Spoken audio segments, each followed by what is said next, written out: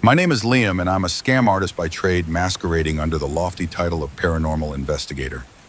For years, I laughed off the supernatural, chalking it up to old wives' tales and overactive imaginations. 90% of my so-called investigations ended with me pointing at a malfunctioning carbon monoxide detector in some elderly couple's dusty attic. That was until June 12, 2022, when the Grotto family billionaires dripping with wealth and secrets dragged me into a living nightmare that still claws at my soul with icy fingers. They hired me to unravel a mystery so grotesque, so reality-defying, it would make your blood freeze, why they'd woken up trapped in bodies that weren't their own strangers in their own skin. Prepare yourself for a descent into a heart-pounding abyss, a tale that will haunt your every waking moment, and don't forget to smash that like button. Share this video with everyone you know, and subscribe to my channel for more spine-chilling stories that'll leave you questioning the very fabric of reality. The horror began in the most unlikely of places, a crumbling, forsaken field hospital in London, its walls sagging under the weight of forgotten tragedies. I'd been roped into a ghost hunting show for the British Broadcasting Corporation, a gig that had me traipsing through cobwebbed corridors, taking electromagnetic readings, and putting on a theatrical performance, gasping and clutching my chest at the slightest breeze or temperature drop. It was all smoke and mirrors, a paycheck for a conman. Picture me during a lunch break wedged between crew members, my mouth full of a soggy ham sandwich when my phone buzzed with a call that would shatter my world like glass under a hammer. I excused myself, slipping into the hospital's shadowy depths where the air reeked of mildew and decay. I answered, and a voice, gruff, coarse like gravel grinding underfoot, slithered through the line. "I am Duncan Grotto, and I need your ghost hunting expertise, or whatever you call it right now." "Name your price," he growled, his tone devoid of the refinement his name conjured. He sounded like a back alley hustler, not a billionaire patriarch. "Well, could you tell me when you need me?" "My schedule's pretty packed," I replied, trying to keep my voice steady, though my pulse thrummed in my ears like a war drum. I said, "Name your price," he barked, his impatience a whip cracking through the phone. $10 million, I shot back, half laughing, thinking I'd scare him off with an outrageous number. "I'll knock it down if you just give me—" Done, he cut me off, his voice, a guillotine slicing through my words. "Get your ass to Vermont next week, solve our problem, and you'll have your 10 million, 5 million up front, 5 when you're done. I'll email you the details." The line went dead, the silence ringing in my ears like a funeral bell. Suspicion coiled in my gut like a venomous snake. This had to be a scam. Right, I dove into research expecting to uncover a fraudster. Instead, I found a dynasty that made my head spin. The Grotto family's net worth was in the billions, their empire sprawling across a palatial estate in Vermont, with investments sinking deep roots into Pepsi, McDonald's, Hollywood, and a dozen other juggernauts. Duncan Grotto was an investment banker, a shark in a suit, slicing through financial waters with ruthless precision. His wife Molly was an astronomer, her eyes trained on distant stars while her feet stood on mountains of wealth. No children, just the two of them, ruling their kingdom of opulence. Filming that day was pure agony, my mind consumed by the promise of $10 million of fortune that could rewrite my life. Back at my hotel, I tore open my laptop, my fingers trembling as I checked my email. There it was, Duncan's message, stark and commanding, listing the Vermont address, and a revelation that hit me like a sledgehammer. They claimed they didn't exist. Once they were a young couple in Texas, fresh from college, scraping by on dreams and instant noodles. Then one inexplicable morning, they woke up in the bodies of this billionaire couple, their memories alien, their lives stolen. They'd screamed their story to supposed friends, suffered public meltdowns that left them hoarse, begged for anyone to believe them, but no one did. By the next day, their pleas were erased from memory as if a malevolent force had rewritten reality itself. When I pulled up to the Grotto estate, my breath caught in my throat, a gasp, swallowed by awe and dread. The place was a Gothic colossus forged from dark oak that seemed to drink in the light, its 5 stories towering across 3 sprawling buildings like a fortress of nightmares. Stained glass windows glimmered like the eyes of some ancient watchful beast, casting fractured rainbows across the overgrown grounds, where weeds and vines choked the earth in a wild, untamed jungle. A massive stable loomed in the distance, its silhouette ominous against the Vermont sky. Each building was crowned with a marble dome, polished to a ghostly sheen, reflecting the sun's rays like a warning. Above the grand entrance, grotto was etched in golden letters glowing with a pride that felt almost profane. But the true terror was the tower, a jagged spire lancing the heavens from the largest building, a fang of stone and malice that seemed to pierce the sky itself. An observatory. I assumed my hands shaking as I grabbed my bag of gear, electromagnetic meters, thermal cameras, and a flashlight that suddenly felt woefully inadequate. I steeled myself, my heart pounding, like a prisoner beating against cell walls, and stepped toward the unknown. Inside, the air was thick with tension. Duncan, if that was even his real name, paced like a caged predator, his footsteps echoing off the polished floors, his eyes wild with something between fear and fury.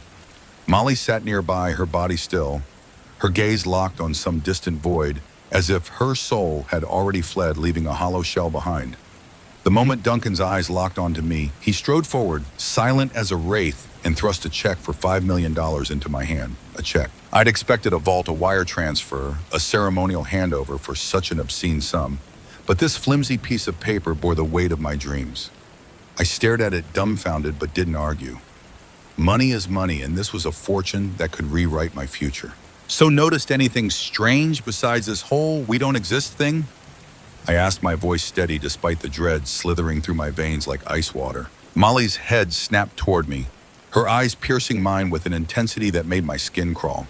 One thing, she said, her voice a low, eerie hum like a warning whispered by a ghost. She beckoned me to follow, and I trailed her through a labyrinth of obscene wealth that boggled the mind. We passed a room dedicated solely to cutting flowers, its air heavy with the scent of roses. Another for shining shoes where racks of leather gleamed.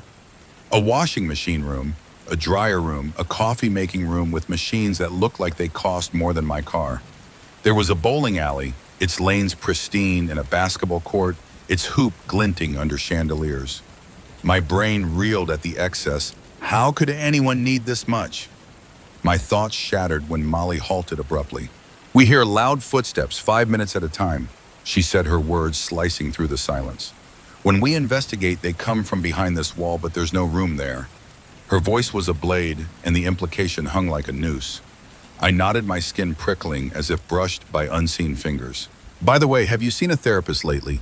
I ventured, probing for a rational explanation, though my gut screamed otherwise. Do what we paid you for, Molly hissed, her eyes blazing with a fury that made me flinch. Just making conversation while I work. Any car accidents in your past, maybe a head injury? I pressed, desperate for a lifeline to logic. Shut up or you won't see the other 5, Duncan roared, his voice a thunderclap that echoed off the walls. My mouth clamped shut, fear choking my words like a vice. Before I was Liam, the scam artist, I was Liam the carpenter. A job I despised with every fiber of my being, each day spent choking on sawdust and resentment. But those years honed a skill I never thought I'd need, the ability to read wood like a sorcerer reads runes. When I knocked on that wall, my knuckles rapping against the polished surface, a hollow echo answered, a secret begging to be uncovered. I thanked the moldy heavens for those miserable years. There's definitely a space back there, I said, my voice steady, but my heart racing like a runaway train. Duncan didn't blink. He stormed over, his face a mask of determination, planted his feet, and unleashed a frenzied assault, kicking the wall with a savage force that sent plaster and splinters flying. The sheer violence of it shook me to my core, a raw display of desperation or rage or both. I crept toward the wreckage, my pulse hammering in my ears, and found a yellow door, its paint peeling like the skin of a corpse. With a trembling hand, I turned the knob, the door creaking open to reveal a long, pitch-black hallway that seemed to swallow the light. I grabbed my flashlight and its beam, a frail sword against the darkness, and stepped into the abyss, each step a plunge deeper into terror. Step, step, step. The floor groaned beneath my weight, each creak a scream piercing the silence. Step, step, step. A chill slithered up my spine, the unmistakable sensation of being watched like unseen eyes boring into my soul. I forced myself to ignore it, my breath shallow. Step, step, step. The feeling grew, a suffocating weight pressing against my chest until it was impossible to dismiss. I glanced back. Duncan and Molly stood at the entrance, their silhouettes motionless, their eyes glinting in the dark like predators stalking prey. Step, step, step. Was that faint breathing? I heard a rasping whisper in the shadows, or my own fear playing tricks. Step, step, step, step. That last step wasn't mine. My flashlight's beam barely reached a room at the hall's end, its edges cloaked in darkness. A rustling sound like something alive, something wrong slithered from within, curling around my nerves like barbed wire. I stumbled backward, my voice a hoarse, trembling whisper. There's someone in there. What are we paying you for? Get in there. Molly snapped, her tone venomous, her words a lash across my courage. I'll go with you. Duncan said, his voice low and steady, as he brandished a Swiss Army knife, its blade catching the flashlight's beam. With a sinister glint, I nodded, my throat dry as ash, and we crept toward the room, each step heavier than the last. No person awaited us, just a mirror, and not just any mirror. This was a relic of unimaginable wealth, a billionaire's treasure adorned with jewels that sparkled like cursed stars, each facet glinting with malevolent intent. Its frame was dark oak, carved with an artistry that seemed to pulse with a life of its own. Etched into the wood was the word evanescent, Latin for disappear. I later learned a word that sent a shiver down my spine. We have a similar one in the observatory. Duncan muttered, his voice tight, as if he sensed the same dread coiling around us. The room was wrapped in a single endless strip of paper stretching hundreds of feet, a serpentine ribbon scrawled with evanescent in a manic looping script that seemed to writhe under my gaze. Beneath it, a thick layer of ash blanketed the floor, gritty and cold under my boots like the remnants of some unholy ritual. I shoved the paper aside, my hands trembling, and froze. In the mirror's reflection, footprints appeared in the ash, footprints that didn't exist in the real world, their outlines sharp and deliberate. Then a new one formed, fresh and menacing, as if an invisible presence had taken a step toward me. I leapt back, my heart slamming against my ribs like a caged beast. Duncan saw it too, his face drained of color, his eyes wide with terror. A handprint bloomed on the mirror, but only in the reflection pressed from the other side, as if the mirror were a window to a realm of horrors. Panic seized me, a primal instinct, screaming to act. I grabbed a tool from my bag, a heavy wrench, its weight reassuring in my hand, and hurled it at the mirror with all my strength. It passed through, striking something unseen, and a muffled thud echoed, followed by a guttural snarl. For a fleeting moment, I saw a figure in the mirror. Duncan's exact double, his face twisted in a mask of rage and pain. Then he vanished, swallowed by the glass. I charged my fist, crashing into the mirror. It broke through, connecting with flesh, and a cry of agony pierced the air. The invisible man snarled a sound that was more beast than human. Something yanked my arm, not him, but something else cold and wrong, its touch like the grip of death itself. The mirror cracked, jagged lines spiderwebbing across its surface, and darkness swallowed me whole, dragging me into oblivion. I awoke in the estate's living room, sprawled on the cold marble floor, my body aching as if I'd been thrown from a cliff. I was half convinced I'd hallucinated the nightmare, that it was all a fevered delusion, born of stress and greed. But Duncan and Molly's voices drifted from another room, urgent and hushed, pulling me back to reality. I scrambled to my feet, my legs unsteady, and ran toward them, desperate for answers. The room was empty. Only their voices remained babbling in a tongue I couldn't comprehend, a guttural alien language that twisted my stomach. I turned to a mirror on the wall and froze my reflection, staring back with hollow eyes. There they were on the other side, Duncan and Molly, moving, talking, oblivious to my existence. I pounded on the glass, my fists useless against the barrier. I was trapped in a mirror world, a warped, mocking parody of reality where nothing made sense. My mind raced, replaying the chaos. Footprints, handprints, the invisible man. If he was here, he might be my only way out. I returned to the secret room, my footsteps echoing in the silent estate. The mirror was shattered, its fragments glinting like broken teeth scattered across the floor. The paper strip was gone, replaced by a heavy iron chain, coiling like a serpent, ready to strike. Something blocked the door, a barricade of furniture and debris, as if placed to keep Duncan and Molly, or to keep something in. Duncan's words about the observatory mirror burned in my mind, a faint ember of hope in the darkness. It was my last chance to escape this hell. I wandered the estate's halls, each turn more disorienting, the walls seeming to shift and close in around me. Shadows danced at the edges of my vision, whispers trailing my steps. After what felt like hours, I found the observatory beyond a bedroom, fit for an emperor. The bed was twice the size of mine, its silk sheets gleaming under the glow of a flat-screen television blaring madness. A mirror stood on one side, its surface unmarred, a dresser on the other, its wood polished to a mirror-like sheen. The TV played a grotesque infomercial, faceless mannequins, jerked stiffly, their movements unnatural. waving an empty water bottle as if it were a holy relic. A text-to-speech bot droned by now in a soulless, looping mantra, its voice grating against my nerves. A phone number flashed on the screen, 00 and 0, a void of digits that mocked me. I tilted the mirror, my hands shaking, to see the real world's TV, a normal ad vibrant with color and life, a stark contrast to this nightmare. Then Jeopardy flickered on. In my world, the questions were absurdly basic, an insult to reason.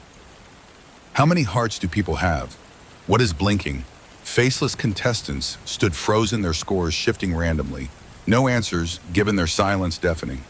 In the real world, the show was normal contestants buzzing with wit and charm. I flipped channels, each one a fresh descent into horror. A Shark Tank episode with a faceless figure pitching the wheel, its voice a monotone drone.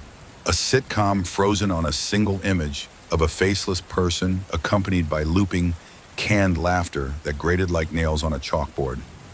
A documentary narrated by a robotic voice obsessing over the minutiae of fingernails, its words devoid of meaning. Terror propelled me forward, my legs carrying me to the observatory. I had to escape this parody of existence, this mockery of life. The observatory was a domed sanctuary, sunlight flooding through a glass ceiling, illuminating bookshelves stuffed with ancient tomes, maps, and charts that seemed to chart the stars themselves. A massive telescope stood at its center, a sentinel of science in a world gone mad. There, gazing into an ornate mirror, its frame as opulent as the one in the secret room, were two figures, exact replicas of Duncan and Molly, their eyes cold and predatory, their presence a violation of reality. On the other side, the real Duncan and Molly paced their movements, frantic, hyperventilating in a panic that mirrored my own. The moment I crossed the threshold, the mirror world pair snapped their heads toward me, their movements jerky like dolls animated by a malevolent force. "Why are you doing this?" I demanded, my voice shaking, rage and fear warring within me. The man's hand darted to his pocket, a glint of metal flashing. I reacted on instinct, ripping the telescope from its pedestal, with a strength born of desperation and smashing it into his skull. He staggered, a steak knife clattering from his grip, its blade skittering across the floor. I swung the telescope like a battering ram, slamming it into his chest, with a force that sent him flying back, crashing through the mirror in a shower of glass. The real-world Duncan vanished in a blink, as if erased from existence. The woman lunged for the knife, her movements feral, her eyes blazing with a hunger for blood. I dove for the mirror, hoping to follow, but slammed into it, pain exploding in my elbow as the glass held firm. She charged, the blade flashing like a comet's tail. I sidestepped at the last second, my heart in my throat, grabbed the telescope and struck with all my might, sending her hurtling through the mirror. The real Molly disappeared, her absence a void in the real world. The man bellowed a sound of raw, animalistic frustration that shook the room. "How are we getting back?" the woman muttered, her voice trembling with fear or rage. "Why even go back? This place is hell." I spat, my words dripping with defiance. "Beats jail." The man growled, his tone heavy with menace, a confession wrapped in threat. "Hold up, what do you mean jail?" I demanded, my mind racing. The woman shot him a look sharp enough to draw blood, a silent command to shut up. "Listen," I pleaded, desperation choking me like a noose. "Help me out of here. I'll do anything, anything." "Anything?" she asked, her eyebrow arching like a blade, her voice laced with a chilling amusement. I nodded, frantic, my chest heaving. "The Duncan and Molly you knew are back in their bodies. We planned our return with a ritual, a carefully orchestrated dance of blood and mirrors. But for you, we chained you here to kill you, to trap your soul in this mirror world forever. That's why chains replaced the paper." I said, the pieces clicking together like the tumblers of a lock. He nodded, his face grim, his eyes devoid of mercy. "We'd return after the real two went to jail for our murders and died their lives snuffed out to cover our tracks. No one would come looking for us, no loose ends. Take his body, go to jail in his place, and you'll escape this mirror world. When we return, you'll snap back to your body like nothing ever happened. I'll use our maid for myself, her body, her life, a vessel for my soul. Picking random people for the ritual takes too long. Too much energy, and we're not patient," she explained, her voice cold as a winter grave, each word a nail in my coffin. The choice was a dagger to my heart, its blade twisting with every beat. Free two murderers, unleashing them to prey on the world, or rot in this mirror dimension, a prisoner of eternity. I was only 33, my life stretching before me like a road I wasn't ready to abandon. 50 years was too much to sacrifice for some noble stand, too much to lose for the sake of strangers. Could I bear the guilt of unleashing killers on the world, their hands stained with blood because of my choice? They might not kill again, I told myself a lie to soothe my conscience. But they'd escape justice, slipping through the cracks of a system I'd helped them game. It was the darker path, a road paved with sin, but its temptation was a siren song luring me with the promise of freedom. They looked old, their faces lined, their years. Numbered, perhaps, they'd fade before they could harm again. I had to decide before their patience ran dry, before they turned that knife on me. I accept, I said, my voice hollow, echoing in the cavern of my own betrayal. They nodded, their eyes gleaming with triumph, predators savoring their victory. Knock yourself out with that telescope, she commanded, her tone as cold and final as a judge's gavel. It sounded insane, a reckless leap into the void, but they were my only lifeline, and liars wouldn't waste breath on such elaborate explanations.